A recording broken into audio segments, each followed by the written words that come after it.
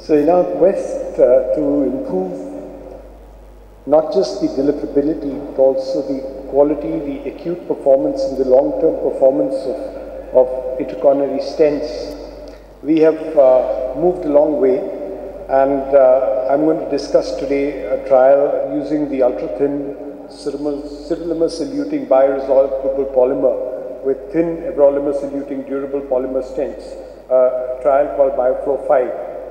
So, as we know that any new metal drug-eluting stent is going to have thin struts, and this came from the ISR4, where we realized that the thinner the stent struts, the computational models depicting flow alterations showed improved flow, the morphometric analysis showed less thrombus adherence.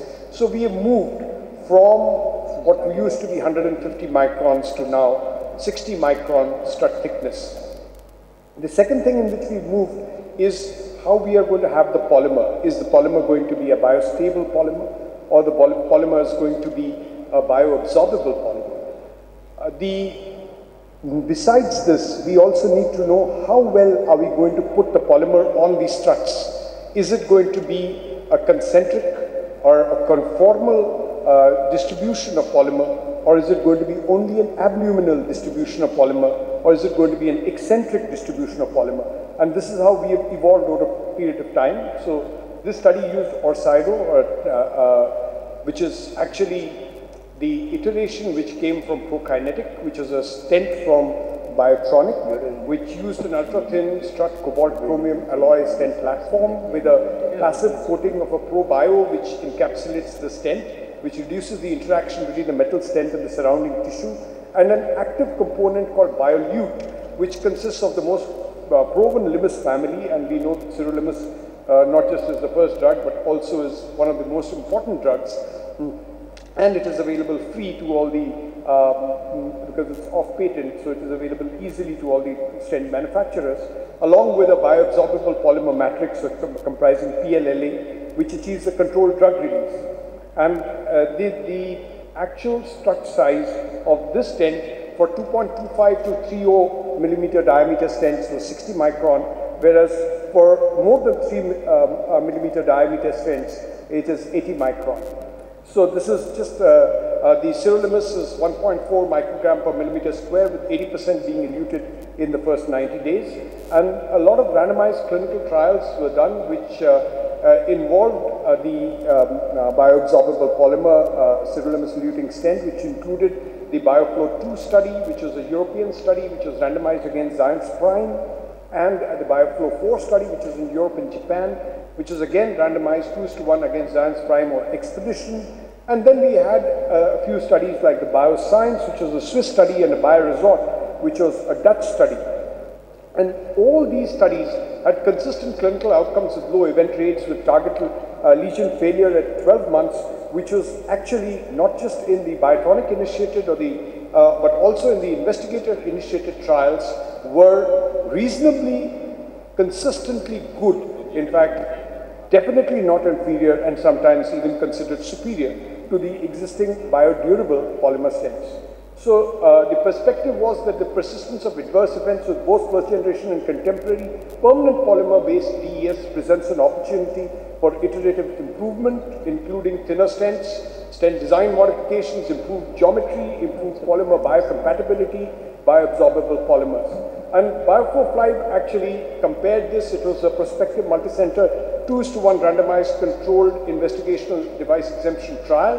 And this had 1,334 patients, which are randomized across 91 centers in US, Canada, Europe, Israel, and Asia Pacific region, where 2:1 randomization of Orsido versus Xience Prime with clinical follow-up at 1 to 6 months, target lesion failure at 12 months, was defined as the composite of cardiovascular death, target vessel-related myocardial infarction, or ischemia-driven TLR, with a 12-month follow-up and an annual clinical follow-up up to 5 years. Standard patients were included, those who had coronary artery disease, stable or unstable angina, with less than 3 de novo target lesions and less than 2 native target vessels. between 2.25 and 4 millimeters in diameter with lesion length less than 36 millimeters. TIMI flow usually more than 1 was acceptable, and these were eligible for dual antiplatelet with definite informed consent. Recent STEMI or hemodynamically unstable end-STEMI ACS CTO bypass grafts, major side branches more than 2 millimeters were actually excluded. As you can see from the clinical characteristics, they were very well matched, and in terms of age, gender, blood pressure, dyslipidemia, diabetes, prior MI, prior PCI, prior CVG, smoking, and you can see that about 50% of these cases had acute coronary syndromes. Again, if you look at the angiographic or procedural results, about 60% of them had moderate to severe tortuosity, which again looked at the device delivery, as well as being type AHASC B2 or C lesions, which is about 70 to 75%.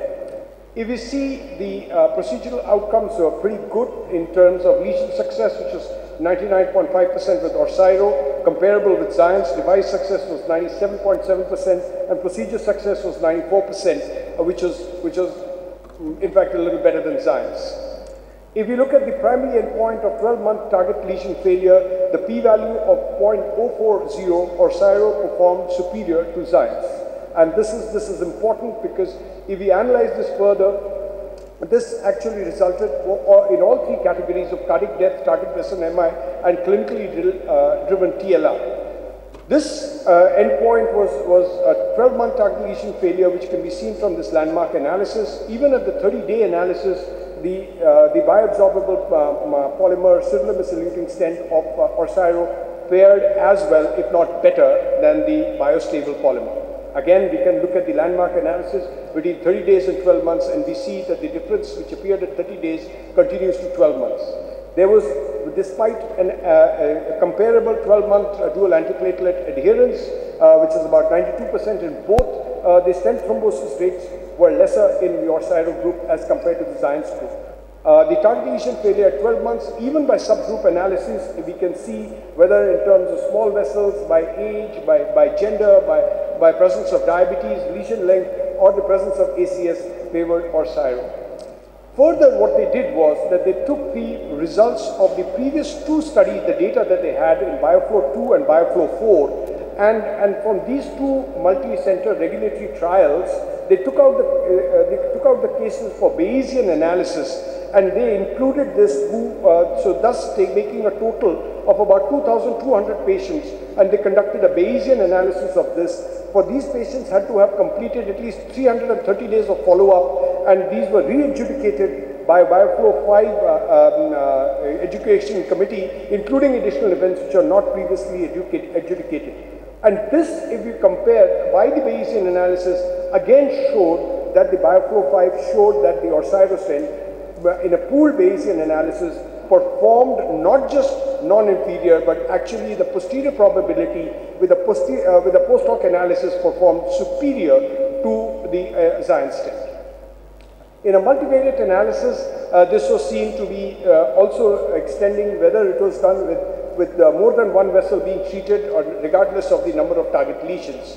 And this multivariable analysis of target vessel MI also showed that there was a definite significance over the Xience stent.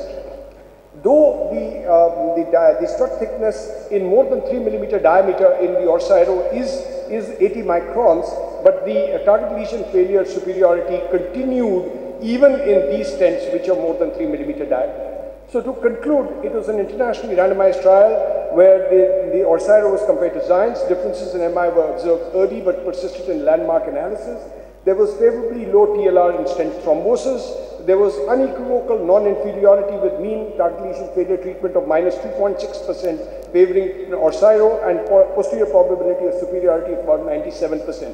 This was done through statistical Bayesian pooled analysis, taking studies for cases from the BioFlow 2 and 4 study.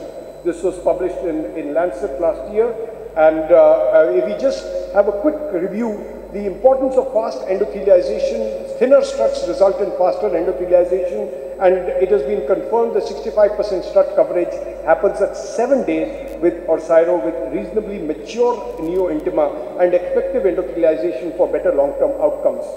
So even in the first 48 hours, we can see Orsyro showed better patient outcomes, and this continued up to 1 year. And by OCT data, we know that 65% of struts are covered at 7 days, at 1 month 92%, 3 months 97%, and 6 months 98%. So this is the right quantity and quality of mature endothelialization, and only 4% of uncovered struts were there 3 months, and there was a reduced risk of late thrombotic events. The bioscience is another trial which is actually being done, which is going to look at the STEMI subset, and this is also showing an advantage. And we have some future studies in small vessels, and there is a study for reduced DAPT, and there are some investigator-initiated trials like the BioOnyx and BioSTEMI, which may actually be looking at superiority. Thank you very much.